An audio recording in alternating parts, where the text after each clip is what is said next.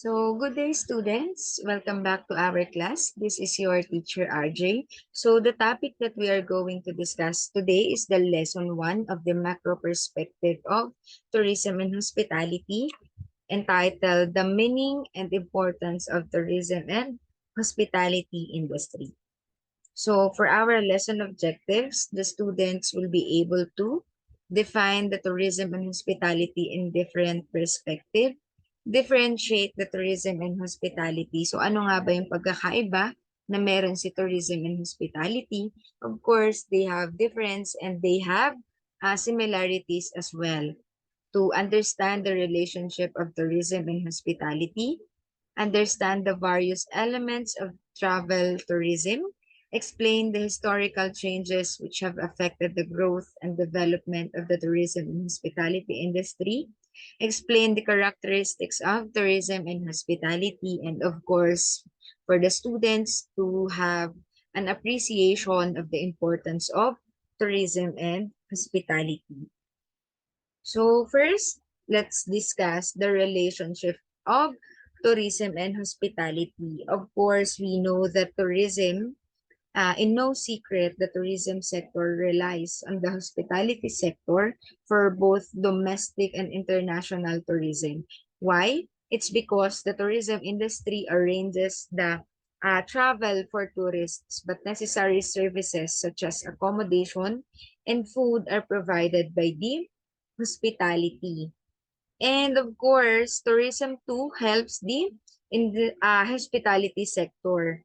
So, for example, a great remote location abroad could be relatively unknown to begin with, but once its appeal has been discovered by tourists, it may start to draw attention. So the hotels and lodges in the surrounding area would then grow to accommodate the increase in tourists. So sinasabi na the relationship between hospitality and tourism is that kung wala si tourism na magma-market ng mga gandang places in that certain area, wala din si hospitality. Kasi nga, ang mga turista, kaya kailangan nila ng hospitality.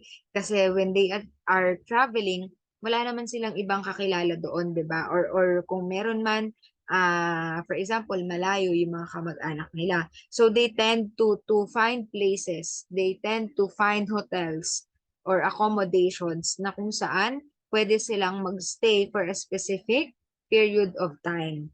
So, ganun din kung wala ang hospitality, wala din si tourism. Oo, meron nga magagandang views or tourist attractions doon sa isang place. Kung wala namang pwedeng tuluyan at kung wala namang pwedeng kainan, yung mga turista, I think hindi naman na sila doon pupunta. 'Di ba? Kasi ang hirap pumunta sa isang lugar, especially when you are a stranger to that country or to that place. Ang hirap pag wala kang accommodation. So, hospitality offers accommodation while tourist offers the travel itself. So, for the definition of tourism in hospitality, so the word tourism is derived from the Hebrew word Torah, which means studying, learning, and searching. Kasi when we are doing travel, di ba, some purpose of travel is for seminars, for conventions, for relaxations, for cultural learning, or for educational purposes. Yun yung mga types of purposes of travels. Kaya, tourism, from the word Torah, which means to study, to learn, and to search. So, when we say tourism, it is the act and process of spending time away from home in pursuit of recreation, relaxation, and leisure. So, sinasabi na si tourism is ito yung pag-alis mo doon sa usual place mo or doon sa usual residency mo to spend relaxation, to have recreation, and to pursue your pleasure. Pero, ibig sabihin ba, ako for example, makikikapit bahay ako, umalis ako sa residency ko, umalis ako sa usual place ko, can I consider myself as a tourist? Especially pag nagstay ako overnight doon sa bahay ng kaibigan ko. So, mamaya pag-aaralan natin naman kung paano natin i-consider yung sarili natin as a tourist. So according to Goldner and Ritchie, tourism is the process, activities, outcomes arising from the relationships and interaction among tourists, tourism suppliers, and surrounding environment that are involved in attracting and hosting of visitors. So when we say tourism, uh, they have parts, may mga parts siya. You have the tourism suppliers which provides yung mga marketing tools kung paano mo i-market itong isang lugar na ito. You have the hosting or yung hospitality nga na tinatawag natin. So, next we have the hospitality. What is the meaning of hospitality? Kung kanina, tourism means to study, to learn, and to search. Ngayon naman, hospitality comes from the Latin word hospitar, which means to receive a guest. So, hospitality, ibig sabihin ng hospitality, since accommodation ang ino-offer ng hospitality. Kaya, ang meaning niya ay to receive a guest. Kasi nga, nagre-receive tayo ng mga guest or ng mga turista. Pinapatuloy natin yung mga turista doon sa hotel natin. Nagpo-provide tayo ng mga accommodations and even our facilities, pinaprovide natin sa mga turista na tumutuloy doon sa hotel natin or doon sa accommodation or sa transients natin.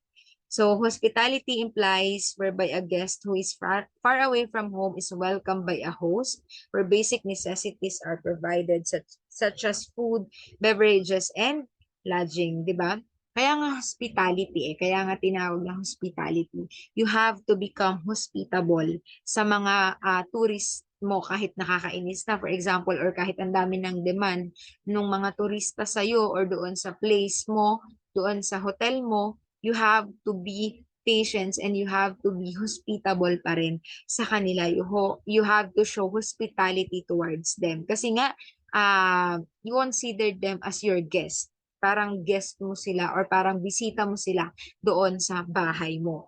So, hospitality comprises the business entity of food, beverages, and lodging and or a combination of all of that. Kasi may mga hospitality, may mga hotel chains na ino-offer nila ang mga food, ino-offer na nila ang mga beverages, and even amusements or even entertainments ino-offer na ni hospitality. So the relationship between tourism and hospitality, as you can see in the picture, tourism affect hospitality and at the same time, hospitality affect tourism. So they both promote each other and interact with each other. Kasi si hospitality can promote tourism and at the same time, tourism can also promote hospitality. So when we say they can promote each other. The end point of that is they can make contribution to the national economy and promoting the development of the society. Kasi nga, for example, here in the Philippines, the more na mas maraming turista, mas maraming foreigner na bumibisita dito, yung foreign exchange natin tumataas, which can greatly contribute to our economy. So, as you can see in the box, hospitality offers accommodation, food and beverage services, timeshare, and even events and entertainment, while tourism offers attractions, transportation services, tour operators, and tourism information centers. So, hospitality and tourism cannot be separated. They go hand in hand. Nagtutulungan silang dalawa. So, tourism and hospitality, an area where has good hotel and restaurant resources can attract more tourists, which is totoo. Kasi the more na mas maganda ang ino-offer mong hotel and ang ino-offer mong hospitality sa kanila and even the food na ino-offer sa kanila, it can attract more tourists. Always remember na ang tourism, when we say tourism, hindi lang siya about sa mga sceneries na kayang i-offer ng isang lugar. Pwede ring mga pagkain, pwede ring mga cultural sites na kayang i-offer ng isang lugar. So mamaya, i-discuss din natin kung ano yung mga components of travel or the components of tourism. So for the meaning of tourist of of tourist, kung kanina, tourism and hospitality. Ngayon naman, pag-aaralan natin kung ano nga ba ang ibig sabihin ng turista. So, in 1937, the League of Nations defined tourist as follows. So, a tourist daw, sabi ng League of Nations, is a person usually resides for a period of at least 24 hours away from home. Ito yung mga tao na nag-overnight stay for at least or 24 hours away from home, matatawag mo na siyang tourist. And in 1963, the United Nations Conference on International Travel and Tourism recommended a new definition of a visitor. Ngayon naman kung kanina si League of Nations, tawag niya ay tourist. Ngayon naman sabi ni United Nations Conference on International Travel and Tourism, sabi niya visitor naman. So it is any person visiting a country other than that of earning money. So this visitor covers two classes of visitors.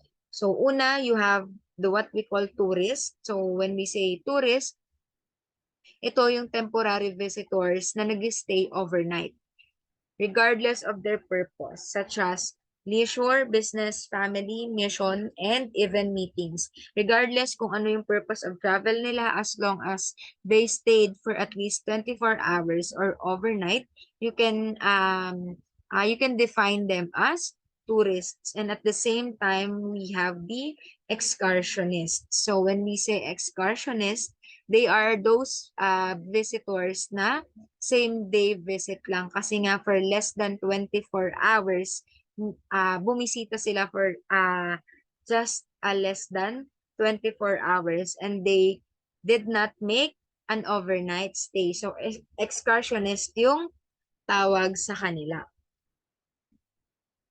So tourism or we as tourists, 'di ba? Ever since 2,000 years ago in the time of Jesus Christ, meron na talagang tourist. If you know, nung si Mary and si Joseph, nung naghahanap sila ng matutuluyan, kasi nga, di ba, they went far away from their home para ilayo si Jesus Christ. So, ganap sila ng matutuluyan. And since fully booked na lahat ng accommodation na napupuntahan nila, and doon sa last na napuntahan nilang accommodation, ang ino-offer na lang nila is yung manger or yung sabsaban, di ba? So wala naman ng choice si Mary and si Joseph kasi nga manganganak na si Mary. So they have no other choice. Doon na nila pinanganak doon niya na pinanganak si Jesus Christ. So, noon pa lang makikita na natin na meron na talagang tourism and hospitality way back 2,000 years ago. So, visitors can further be classified as the two, the international visitor and the domestic visitor. So, when we say international visitor, this is a person, refers to a person who is traveling outside his or her country. Hindi lang basta outside of his or her environment. For example, ako taga Philippines ako and I want to travel to Japan or to Korea. So I consider myself as international visitor. And we have naman the domestic visitor refers to any person who travels within his or her country pa din pero different cities lang and different municipalities lang. For example, ako, taga Aurora ako, bibisita ako sa Baguio, bibisita ako sa Boracay, bibisita ako sa Palawan. I can consider myself as visitor pa rin but domestically lang natin siya madedistinct, ka-classify. Kasi nga, you are traveling within your country pa din. Hindi ka lumabas ng country mo. So now, for the elements of travel, we have four.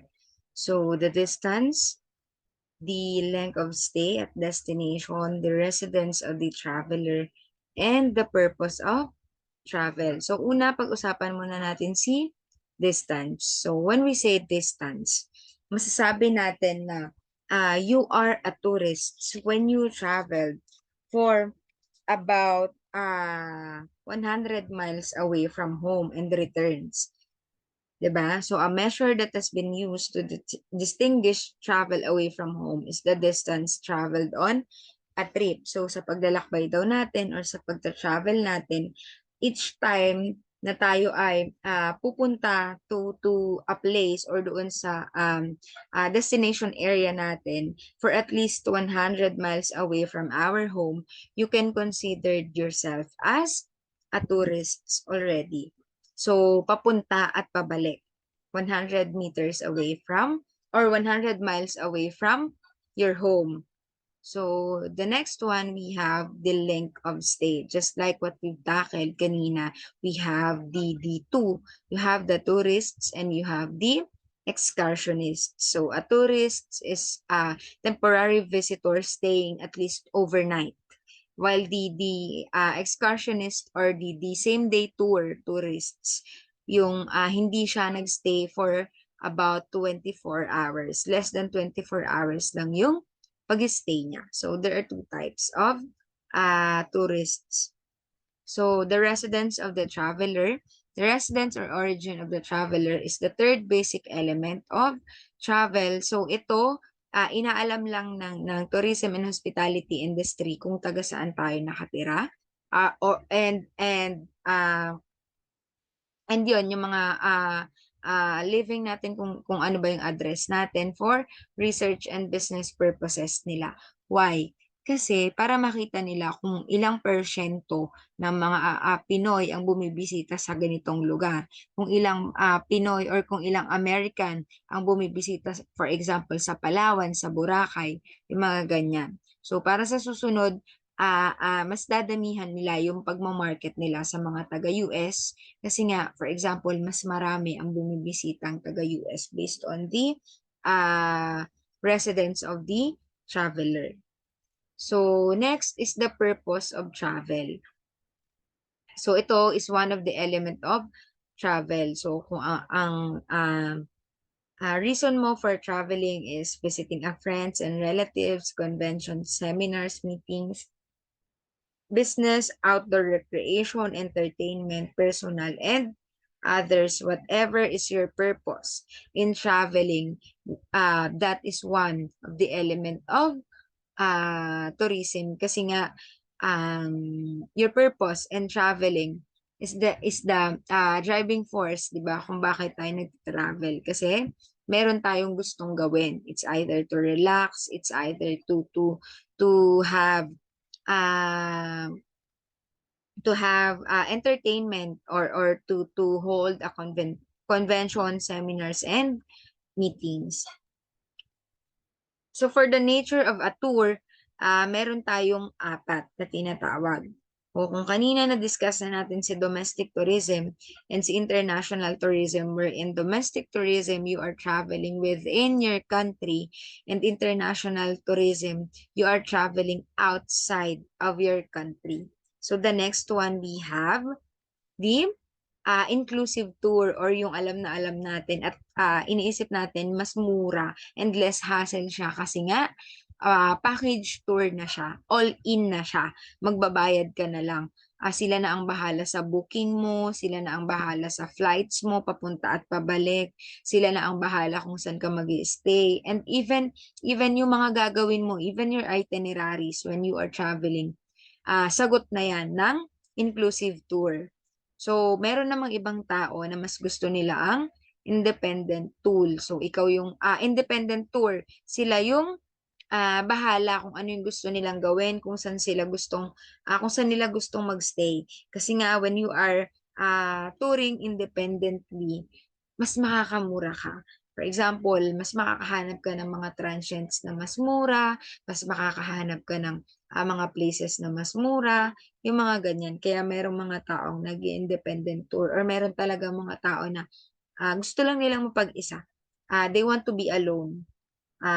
Kasi minsan sa inclusive tour, 'di ba, may mga kasabay ka na magta-travel para mas tipid, 'di ba? Para mas unti yung babayaran mo. So, we have four in the nature of tourism. First one is the domestic tourism, the international tourism, the inclusive tour, and of course, the independent tour.